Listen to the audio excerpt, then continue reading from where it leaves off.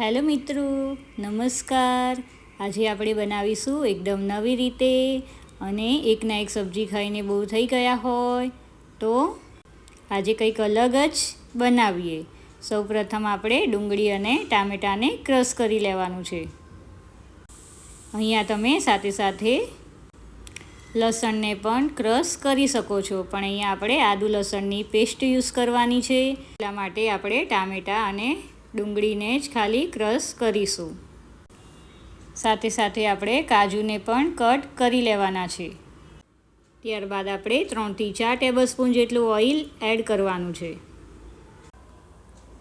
ઓઇલનું પ્રમાણ તમે શાકની ક્વોન્ટિટી ઉપર રાખી શકો છો. ઓઇલ ગરમ થઈ જાય ત્યારબાદ આપણે જીરાનો અને હિંગનો વઘાર કરીશું. ત્યારબાદ આપણે આદુ લસણની પેસ્ટને એડ કરવાની છે. ત્યારબાદ આપણે ક્રશ કરેલા ડુંગળી ટામેટાને પણ એડ કરી દેવાના છે.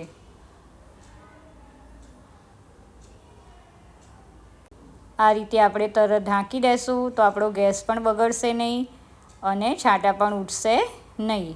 ત્યારબાદ આપણે સ્વાદ પ્રમાણે મીઠું, થોડીક હળદર, સ્વાદ પ્રમાણે લાલ મરચું, ધાણા જીરું એડ કરીને મિક્સ કરી લેશું. ત્યારબાદ આપણે 5 મિનિટ કૂક થવા દેવાનું. આ રીતે તેલ છૂટું પડે ત્યારે આપણે તેમાં કાજુને એડ કરવાના છે. કાજુનું પ્રમાણ તમે વધારે ઓછું રાખી શકો છો.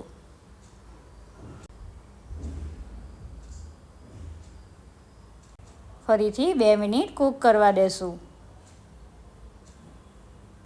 સાથે સાથે આપણે પાણીને ગરમ કરવા મૂકી દેવાનું છે.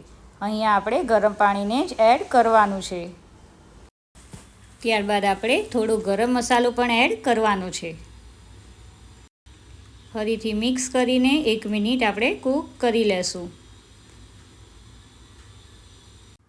એકદમ જલ્દીથી સબ્જી બની જાય છે અને રિયલી ખાવાની બહુ જ મજા આવે છે. હોટલમાંથી લાવ્યા હોય તેવું જ બને છે. ત્યારબાદ આપણે તેમાં ગરમ પાણી એડ કરવાનું છે. પાણીનું પ્રમાણ તમે વધારે ઓછું રાખી શકો છો. જ્યારે આપણે ગાંઠિયા એડ કરીશું ત્યારે ગાંઠિયા બધું પાણી ઓબ્ઝર્વ કરી લે છે, જેથી આપણું સબ્જી પછી ઠીક બને છે.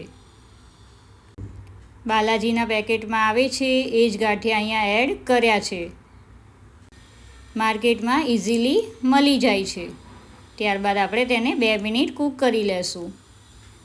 થોડી કોથમીર સ્પ્રિંકલ કરીશું અને ગરમા ગરમ સબ્જીને સર્વ કરીશું. બન્યું છે ને એકદમ મજેદાર, જોતાં જ ખાવાનું મન થઈ જાય. એક વખત આ રીતે બનાવશો તો હોટલમાંથી લાવવાનું તો બંધ જ કરી દેશો.